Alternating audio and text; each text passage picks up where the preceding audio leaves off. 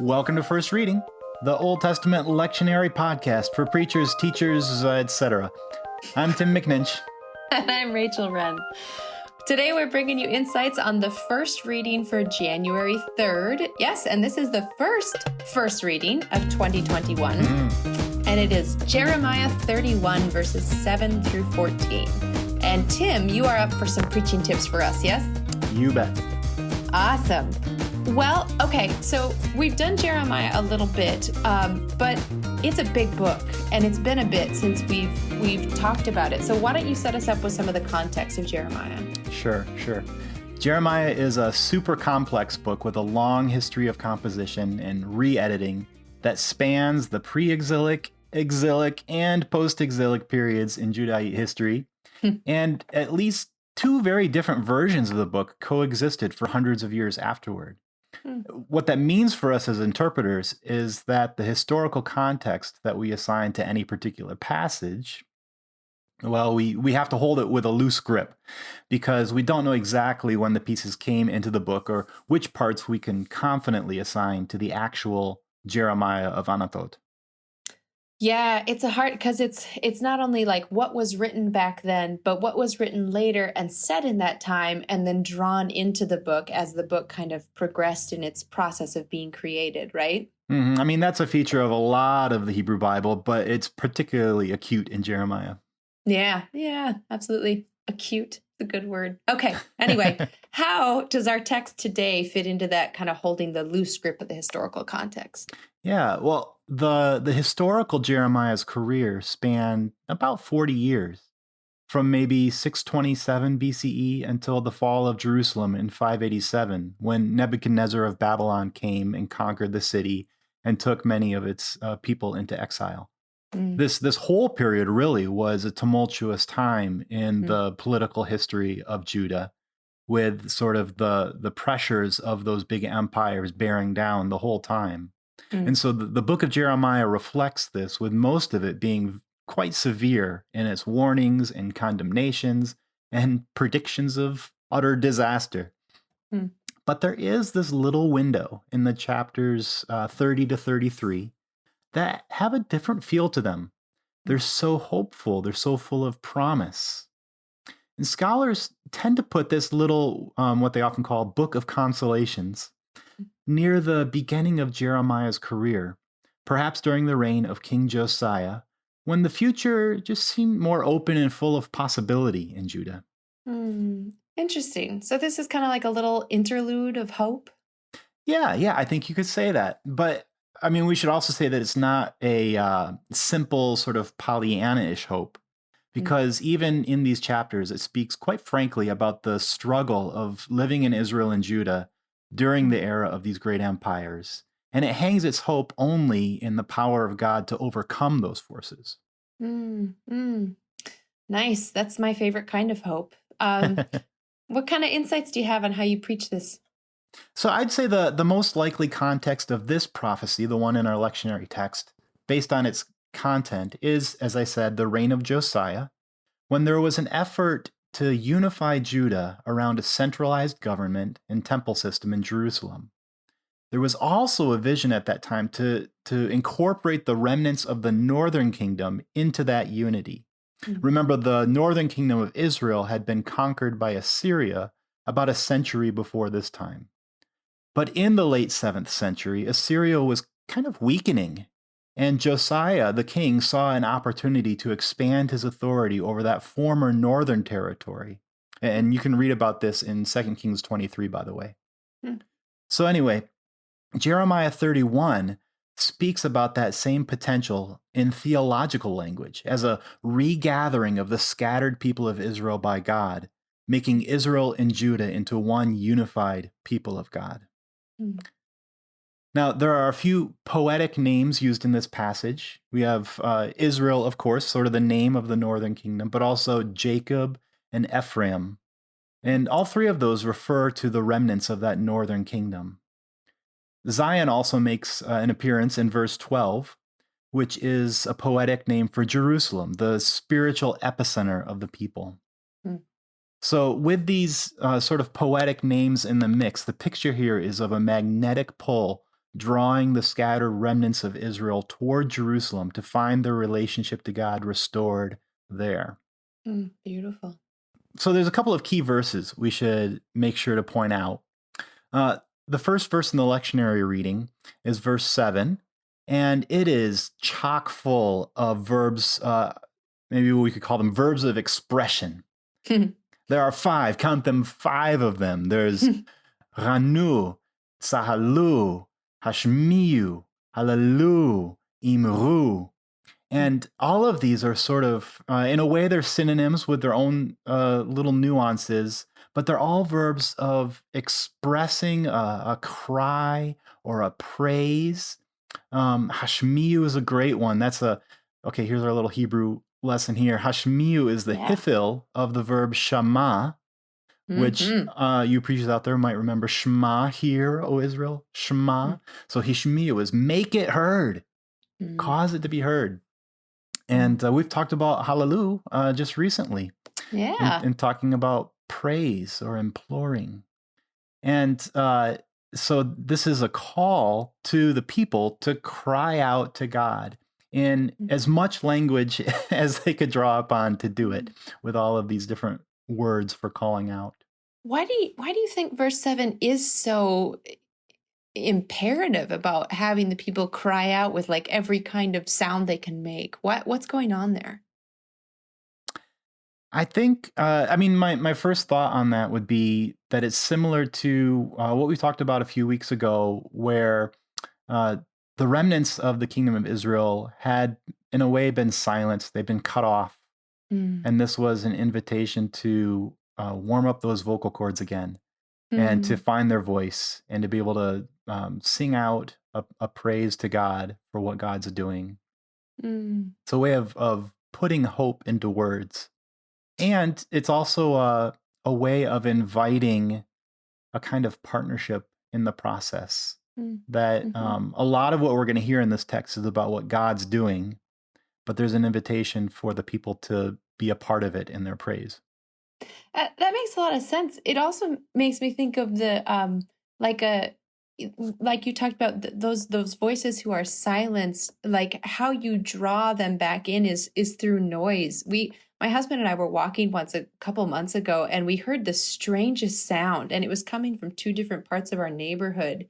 And we figured out it was a fawn who'd been separated from the doe, from her mother or his mother. And both animals were making a very odd noise that I'd never heard coming from a deer before, but they were finding each other essentially through echolocation, through the sound. They were drawing themselves back to each other. So it's almost like the sound is even part of the drawing in that's happening. Interesting. Here. I like that. I like that a lot. It's sort of a, to change the metaphor slightly, a divine game of Marco Polo. Yeah, right. Exactly. That's really fun. Cool. What's another of those key verses that you talked about? Yeah. So verse 8, I love the beginning of it. Here it is in Hebrew. It says, Hineni meviotam me'eretz sapon. And part of why I love this is because I love every time the little particle hine pops in there. It's a presentative. It's here I am. Hineni, here I am. And this is, to continue our little Hebrew lesson here. So the second word there, the word that's translated, I will bring them, is mevi in Hebrew. And that is the participle form of the verb. And the reason I want to bring that out is because in the translations, this is typically translated in the future tense. I will bring them from the north. And that works. Participles can refer to a future tense like that. But when it does, the difference between the participle and the just general imperfect future is that this is talking about something that's happening now or starting to happen right now. So all of this future stuff that God says God will do has the sense in this text of beginning right now. Here I am, says God. Hinni, here I am. I'm doing it right now, or I'm just about to do it. Yeah, no, it's like a heads up, here it comes. Yep, here it is. In other words, this isn't like a way future eschatological hope that Jeremiah is holding out, something for God to do at the end of time. This is a hope that they can grab onto right now because, look, here I am doing it right now.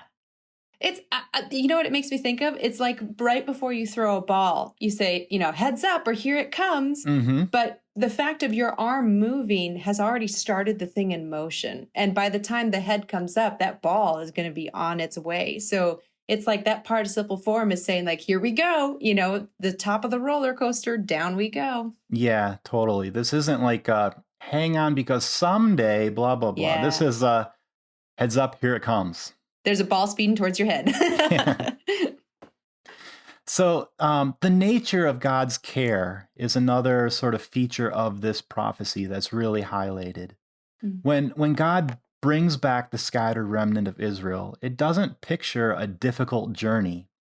It mentions straight paths Yeah. along riversides so that Mm. even the most vulnerable members of the community who normally wouldn't be able to travel, the blind, the lame, the pregnant, they can easily make this journey. Mm. It's like God is booking them first class tickets for this trip home. Mhm. Mm. Verse 9 along those lines also says, I have become a father to Israel, and Ephraim is my firstborn. Mm. This is one of the few times in the whole Old Testament where God is explicitly referred to as father. Mm. Of course, this isn't a comment on the gender of God. It's an analogy of God's care. Just as fathers were the guardians and providers for their households in the ancient world, God is assuming parental, patriarchal guardianship over Israel and is treating them as a firstborn. Mm. Firstborn sons were groomed to eventually assume the patriarchal leadership of the extended family. Oh, So, yeah. this is a powerful image of divine investment in the future of this struggling people. In other words, God is saying, I'm taking your future on as my own responsibility. Yeah, and it also kind of extends that invitation that you were talking about too, because if the firstborn is groomed to take on the responsibility, then Israel is being groomed to take on the responsibility of blessing and calling and inviting the world to worship God, aren't they?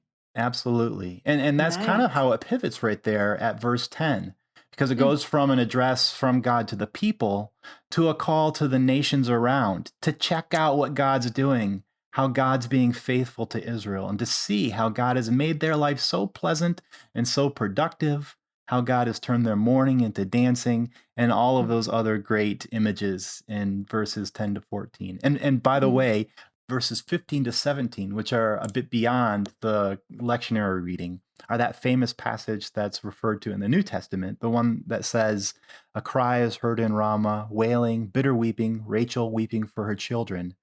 She refuses to be comforted for her children who are gone. But it Mm. continues, thus said the Lord, restrain your voice from weeping, your eyes from shedding tears. For there is a reward for your labor, declares the Lord. They shall return from the enemy's land. Mm. And there is hope for your future, declares the Lord. Your children shall return to their country.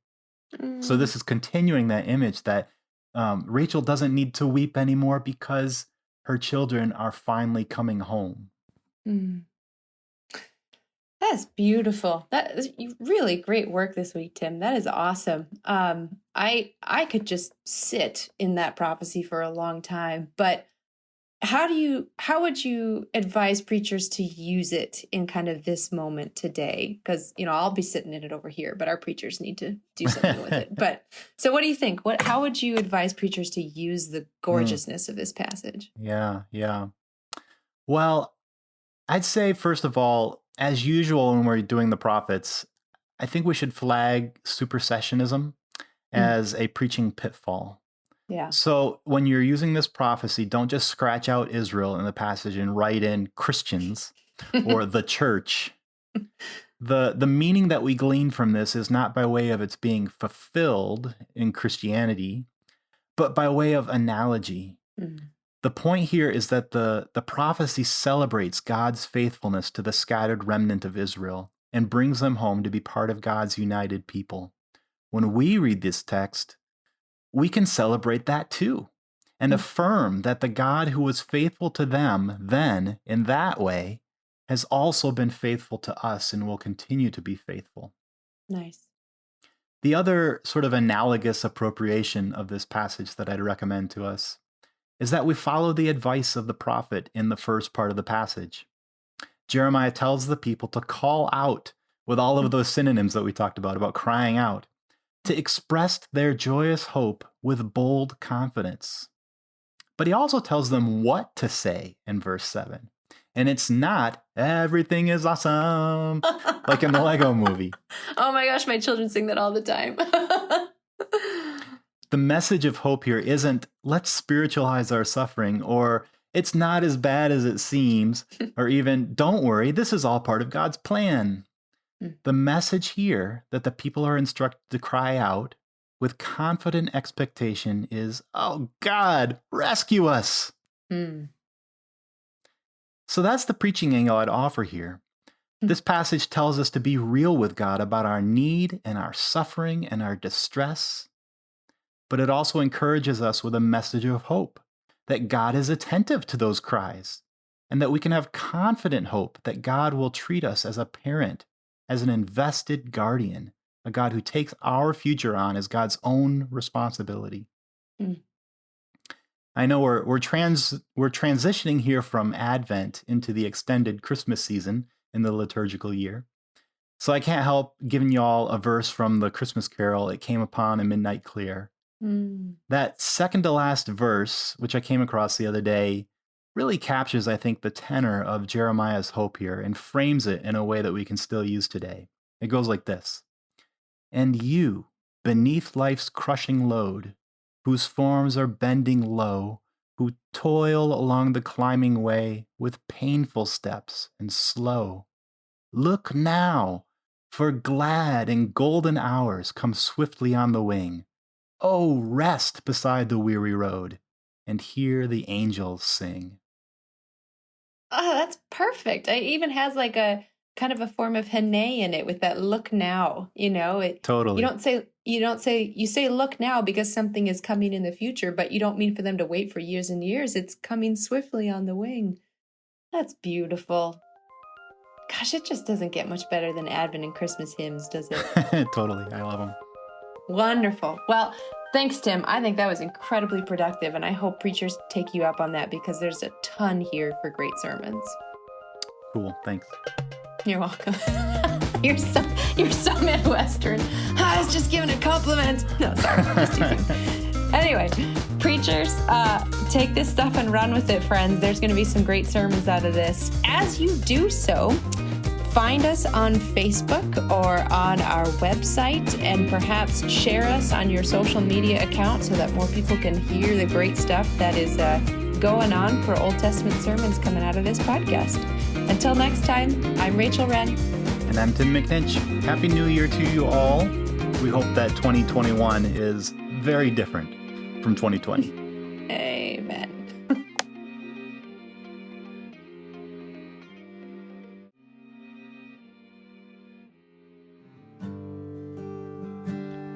And you beneath life's crushing load, whose forms are bending low, who toil along the climbing way with painful steps and slow. Look now for glad